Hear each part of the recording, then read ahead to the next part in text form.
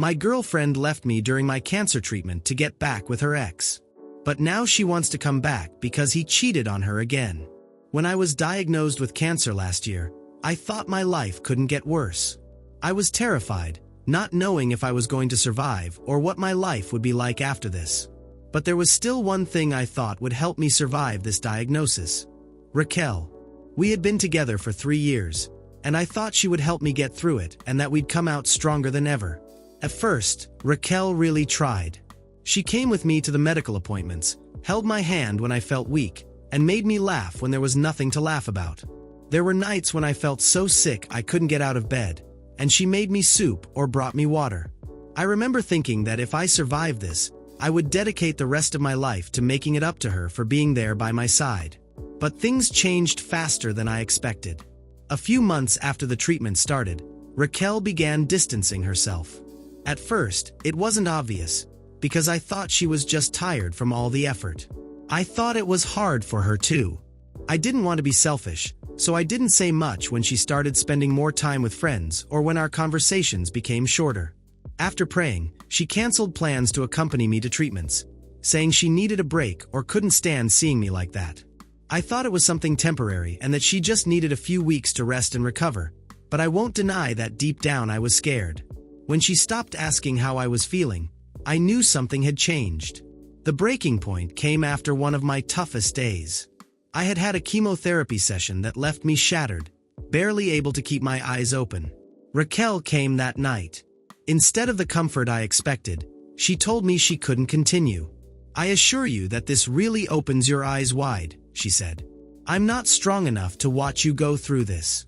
I thought couples were supposed to be there when things got tough, especially after so long. How do you respond to someone who tells you they can't bear your pain? I couldn't say anything. She left that night, leaving me even more devastated than the session I had before. Not long after she left my life, I found out where she had gone, back to her ex, who I'll call Matt. I won't reveal the real names, but I changed the names. The same guy she once described as a red flag, the guy who cheated on her multiple times and broke her heart before we met. That made everything harder to understand. I was fighting for my life, and she left me to go back to someone who treated her like garbage. I found out through mutual friends who tried to avoid the subject, but the truth came to light. Raquel and Matt had moved in together again. I remember sitting there hearing this news. My friends didn't want to tell me because they didn't want me to feel worse than I already was. Between the treatment and the routine, I didn't need more news like that, but at the same time, I needed to know. Not only did it feel like my heart had been broken, but I also felt humiliated. There were nights when I couldn't sleep thinking about all of this. The question I always had in my head was whether I had lost something, whether I had done something wrong. But the truth is, I was just sick, and that was it. She couldn't handle it. Over time, I stopped trying to understand, stopped worrying about it, and started to heal, at least mentally. I had no other choice but to focus on getting better. I couldn't afford to waste energy getting angry or resentful when I was fighting something much harder. Here, I have to thank my family and friends because they were there to replace Raquel in everything related to my care and treatment. While I had to do my part in terms of my mental and physical health, I have to admit, I wasn't the easiest person to deal with. The weakness I felt and everything I went through didn't make me the most positive person in the world, but I tried, and I'm grateful that they made the effort with me. This is how you discover who really matters in the lowest moments of your life, and I'll never forget that. With them by my side, I managed to overcome everything. As time passed, I realized I was stronger than I thought. When I finished my last round of treatment and heard the word remission, I cried. Not only because I had survived cancer, but because it felt like a huge weight that had been oppressing my chest for a while had been lifted. However, that brings us to now, and it's something that's leading me to write this. I know this isn't a cancer survivor forum, so my story isn't just about that. A few weeks ago, I overheard that Matt had cheated on Raquel again. Apparently, she didn't expect it. She thought they had worked things out. It was surreal. She left me in my worst moment for someone who had already disappointed me, and now she was surprised he did the exact same thing again. To be honest, I didn't feel sympathy for her. It was more of a feeling of vindication, not because I wanted her to suffer, but because it confirmed what I already knew. She made her decision, and it was the worst one she could have made. I would have accepted her leaving me because it was hard to take care of me, but going back to her unfaithful ex should be in the book of things you should never do. But it wasn't my responsibility to fix the mess she made of her life. I thought this would be the end, that I would hear about her drama from a distance and move on with my life. But then she contacted me last week, out of nowhere. I received a message from Raquel. It had been about 2 weeks since she left Matt when she sent me that first message. A message that, if you ask me, had the scent of someone needing to reach out to someone because she was alone. It started with, "Hi, I know I don't deserve a response, but I've been thinking about you." Then she said she was sorry, that she realized she made a mistake and left because she was scared. She said she never stopped loving me and wanted to talk. I didn't respond. Since that first message, she hasn't stopped trying to contact me. She's been sending me messages almost daily. Apologies, memories, messages about how much she misses me. She even asked if we could have coffee to clear things up. I'm not stupid. I know why she came back. She's not reaching out because she suddenly remembered she loves me. She's doing it because she has nowhere else to go. Matt did what Matt always does, and now she's alone. And I get it, nobody wants to feel abandoned or unloved, but it's ironic that that's exactly how I felt when she left me. Part of me wanted to send a response that would make her feel bad, telling her to stay out of my life forever, a bunch of other things, but another part of me felt conflicted. I won't lie, there was a time when I loved her so much I would have done anything to have her back, but I've changed. I'm not the same person who begged her to stay that night. I survived cancer, rebuilt my life, and I'm sure that I can't and shouldn't let her back after everything she put me through. In the end, I sent a simple message: "I need you to leave me alone, please respect this." She tried to argue, but I didn't respond. I don't think I'm asking too much after everything that happened. I deserve someone who won't abandon me when things get tough. Raquel might be sorry, but being sorry doesn't undo everything that happened, nor the pain, much less show that she wouldn't run away again. I know she treated me like trash again, which isn't a surprise to anyone, not even to her. But accepting her back would be like letting myself be treated like trash. I'm not her, and she's not Matt. That dynamic between us is not going to happen. I hope she understands, and that this will allow me to close this chapter of my life, a chapter that, because it's tied to cancer, is even more painful. All her memory, especially the bad ones, is now connected to it. Thanks to everyone who supported me. Yes, my cancer is still in remission, but I have to have regular checkups. Still, I stay positive. But back to Raquel. After telling her I needed her to leave me alone, I thought I would finally close that chapter, but I'm here because I was wrong. Instead of giving me space, she intensified her attempts. She started reaching out to people from my circle, mutual friends, acquaintances, trying to find another way to get close. At first, I heard a lot of respect because people knew our story and respected my boundaries, so they were wise enough not to bother me with it. But then, I received a message from my friend Jake, with something he thought I needed to know, which surprised me with how low she had fallen. Apparently, Raquel had told some people she left me because I was emotionally shutting her out during my treatment. She was distorting the whole situation to make it seem like she was the victim. That's when I really realized, Raquel didn't care about apologizing or trying to reignite something. She was rewriting the past to justify what she did. It was about making sure she didn't come out as the villain in the story. And for some reason, that hurt almost as much as when she left me. I decided to face this in a way that didn't involve direct contact with her. I reached out to the people who heard her version of the story and told them the truth. Not because I wanted sympathy or to win some moral battle, but because I couldn't stand the thought of her walking around acting like she was some tragic figure who had no choice but to leave me. Fortunately, most of the people I spoke to admitted that they had a feeling she wasn't being honest, that her story didn't fit, and even some of her closest friends knew she was twisting the truth. So I felt better, because I was worrying about something that wasn't so important after all. But that's also when something clicked in my mind. She had been playing this game longer than I had realized. I started reflecting on our relationship, not just the breakup, and I saw things I hadn't seen before. Little moments where, subtly, she played the victim, Like when she complained to friends that I wasn't fun anymore because I was always tired from the treatment, or when she said she felt trapped by the situation back then. I used to attribute it to the fact that she was overwhelmed, but now I could see it was part of a larger pattern. A few days later, I received another unexpected call, this time from a mutual friend, Paula. She had always been more of Raquel's friend than mine, but we had maintained a certain cordiality. She asked if I had a minute to talk, and she seemed upset. When I answered, she didn't waste time. Paula told me that Raquel had met with some friends and was trying to make it seem like I was controlling during our relationship, that I made her feel suffocated during my treatment. I don't know how to describe what I felt. It wasn't sadness or anger, it was disbelief mixed with exhaustion. I had spent months fighting for my life, clinging to any shred of normality I could, while she pulled away. And now, she was acting like the real problem had been me. After that, I started thinking and wondering why all of this bothered me. Why did it bother me what Raquel was telling people? I had moved on, or at least thought I had. But then I understood.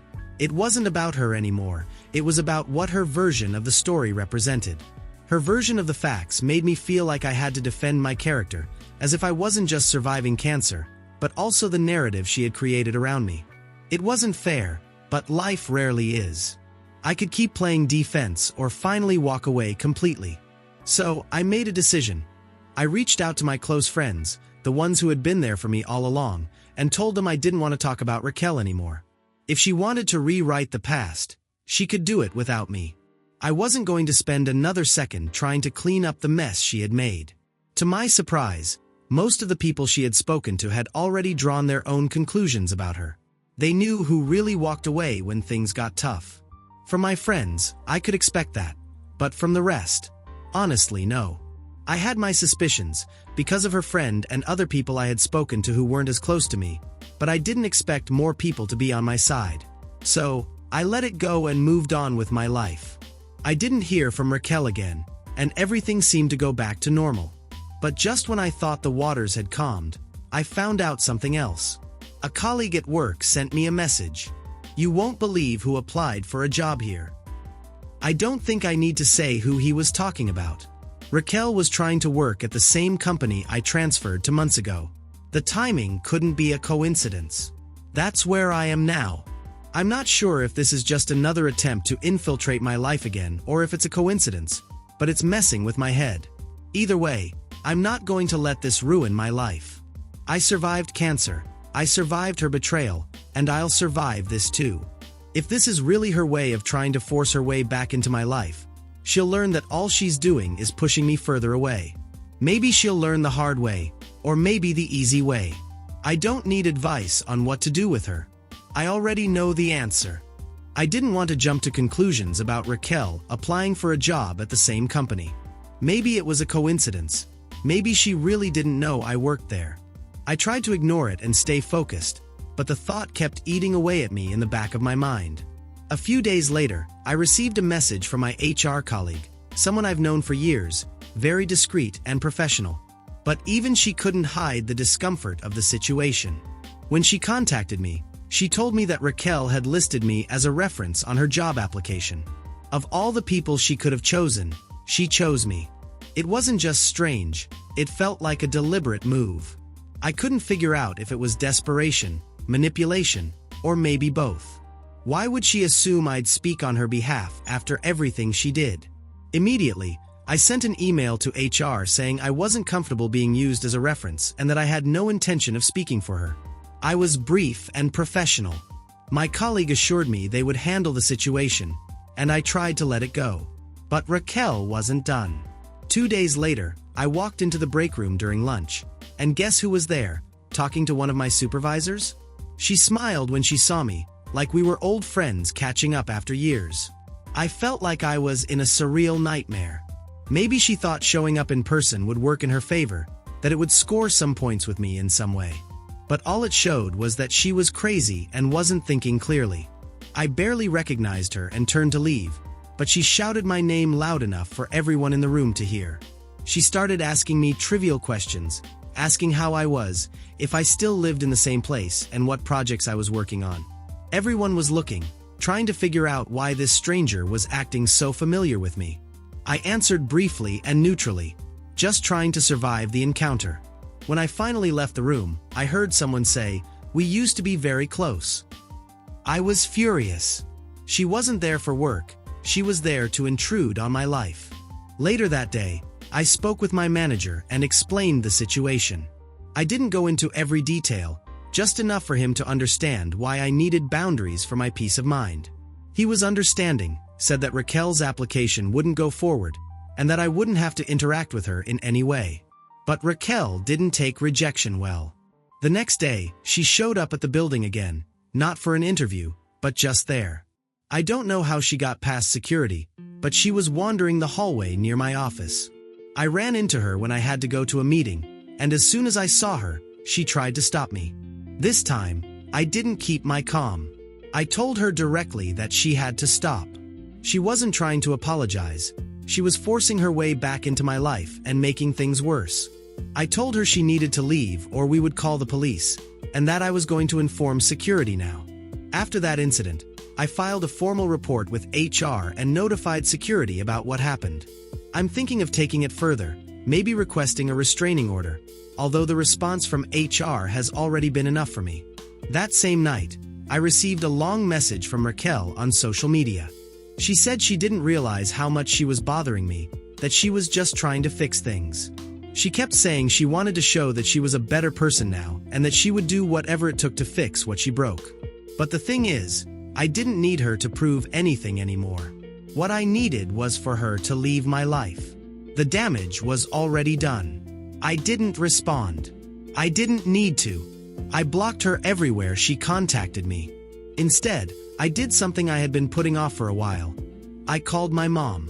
I hadn't told her much about what happened with Raquel because I didn't want her to worry, but when I told her everything, she said something that stuck with me. Raquel's biggest mistake wasn't just leaving, but assuming that I would always be there waiting for her. And she was right. Raquel had built her life on the belief that I was her backup plan, that when I recovered, she could come back to me as if nothing had happened. But something did happen. Now, I don't need her anymore, and I want to live my life far, far away from her. It's funny how life works sometimes. The person you thought would be with you for the rest of your life, now you want them to stay away for the rest of your life. I thought overcoming cancer would be the hardest thing I would have to do, but somehow, it feels like distancing myself from Raquel is the hardest. In some ways, it feels worse than cancer. This will probably be my last update unless something else unexpected happens. But until then, thank you to everyone. After everything that happened, I thought I had seen the last of Raquel. But, of course, there was a twist, because life seems to test you too late. A few weeks after the incident at my workplace, I received a message from an unknown number. The first line said, "Please don't block me." Before reading that, I knew who it was. Even before finishing reading the sentence, she told me she was leaving the city. I couldn't tell if she was really trying to start over or just running away from the mess she had created. Apparently, she had accepted a job in another city, several states away. She wanted to say goodbye and apologize one last time. She wrote about how she didn't know how to live with the guilt of what she had done, how she felt that she hadn't just ruined our relationship, but also herself in the process. For a brief second, I almost felt sorry for her, but the word here is almost, because she's very good at manipulating, but not good enough to make me forget everything that happened. That reminder brought me back to reality. Raquel just wanted me to say she wasn't a bad person, so she could move on without that weight. But she is. She was a bad person. She'll have to learn to recover from that, but that's not my problem, and I'm not going to make things easier for her. At least that kept me from requesting a restraining order. I could still try, but I don't know if a judge would consider it, given that she moved to another place. Now, I'm focusing on the future. I've started running in the mornings and I'm planning a trip to run a half marathon in a few months. Well, the marathon is the perfect excuse for the trip. Before anyone says anything, I have a restraining order.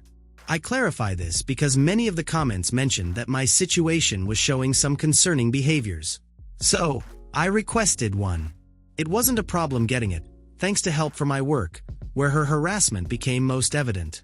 It was timely, and it has been helpful to some extent. It didn't stop her from showing up at my work again, but it allowed them to learn for 30 days. I know, it's not enough for the stalker, and this is becoming. Let me tell you what has happened since my last update. I got the restraining order. It was something I got quickly because I know someone who helped me see a judge. I told my story, and they granted the order faster than usual. Still, I had to wait a while, but I was calm because I thought Raquel had moved away and hadn't bothered me during that time. However, 2 or maybe 3 weeks later, she was standing outside my work. I'm trying to ride my bike to work, so occasionally I leave my car at home and take the bike. That was one of those days. She recognized my bike because I've had it for a long time, even though I've used it very little until now. If she had been disturbing before, now it was even worse. She was leaning against my bike, clearly trying to stop me from getting on and taking the quickest route home. But it wasn't far from the gate, so I signaled for security to come. They weren't the same as the last visit, since the security company alternate staff, but they knew about my restraining order and the story, so they called the police when I signaled. I told her I thought she was in another city, and she replied that she regretted it and planned to stay. At that moment, I knew it was all a lie and that she was deliberately harassing me, to the point that she could have had a knife or something similar.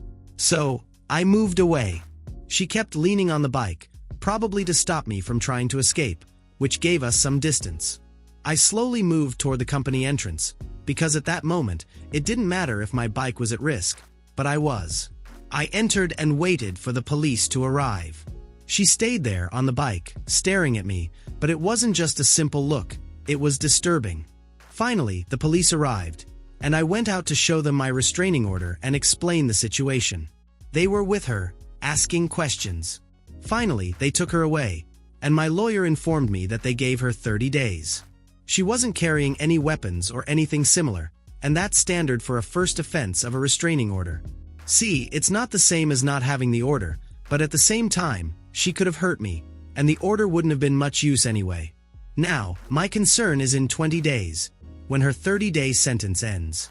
I spoke with her friend, who told me Raquel has been acting strangely lately. I think it's time to install cameras and an alarm at home to stay safer. Thanks for the concern, but I've already installed cameras at home and an alarm. They even gave me advice on which cameras to choose and where to place them. Note that there's a lot of experience on this subject here. I've never moved from my old house because I own it. If I were renting, I probably would have left a long time ago. You probably know where all of this is headed, and so did I. However, almost a month after the sentence ended, I heard from Raquel again. Last night, around 11 p.m., just after I lay down to sleep, I heard noises, and the alarm went off. When this happens, the security company that installed the alarm calls the police to check. In the meantime, I was trying to figure out what had happened. Everything seemed normal, but when I checked the doorbell camera, I saw a bald person standing a few steps from the door. I asked who it was, and she came closer to the camera. When she was closer, and I could see her face better, I realized it was Raquel. She had cut all her hair off and asked me if I liked it. She said it was her way of showing solidarity with me for what I had to go through. I didn't respond and waited for the police to arrive, or for her to leave, whichever came first. Finally, the police arrived, and once again, she was arrested. I don't know what the consequences will be this time, but I called my lawyer this morning, and he reassured me, assuring that he would do everything possible to keep her away. Now, I have much more evidence, not just for violating the restraining order. So, all I can do now is wait. At least I feel calm knowing that she is detained and won't be able to approach for a while. Still, I would like to find a definitive solution to this situation. I'll let you know when I learn more about it. Things seem to be coming to an end, or at least some kind of resolution. I know it's been a long time, but I've been dealing with all of this and didn't have any concrete information to update you. Don't worry, my mother didn't throw me to the wolves. As I mentioned before, not only did she violate the restraining order again, which alone could have given her up to 6 months in prison, but there was also the attempted home invasion, which added more time to the sentence. However, the solution was to have her admitted to a psychiatric center because she was clearly mentally unstable during our last encounters. Additionally, the police entered her house and found disturbing things, such as cut-out photos of me and even a kind of ritual with my picture there. From what I know, aside from suffering from the infidelity of her ex, she had also been mistreated. This might explain part of her behavior. Another thing that happened was a psychotic breakdown, during which she tried to hurt herself while being detained. For this reason, she was hospitalized since she isn't stable enough to coexist with the rest of the prison population. Still, when she is discharged, which we don't know when it will happen, she will have to face a possible sentence for all the things she did.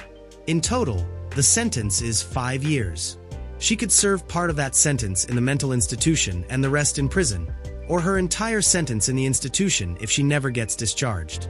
So, this is the long-awaited end.